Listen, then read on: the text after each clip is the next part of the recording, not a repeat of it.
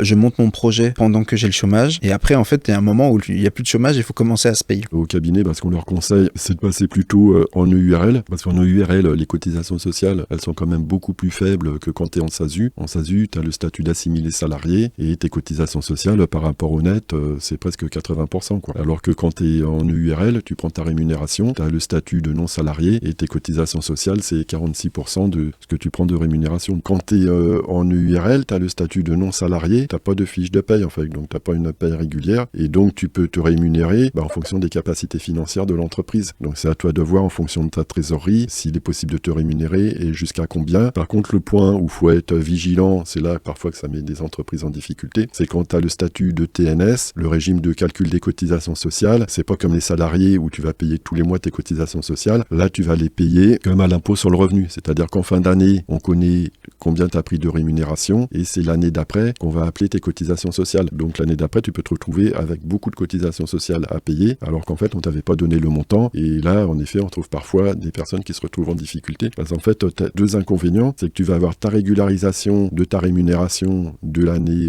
que tu as prise et tu vas avoir un réajustement basé sur cette rémunération-là de l'année suivante. Donc, tu vas te retrouver presque à 2 années de cotisation sociale sur quelques mois. Alors, pour remédier à ça, il y a quand même des solutions. C'est que sur le site d'URSSAF, tu peux anticiper et indiquer la rémunération que tu prévois de prendre pour l'année en cours. Ça t'évite d'avoir une trop grosse régularisation l'année d'après. Tu as des moyens quand même d'anticiper. Mais c'est plus le souci, en effet, des cotisations sociales sur lequel il faut être vigilant, pas être pris à la gorge quand ça arrive, quoi.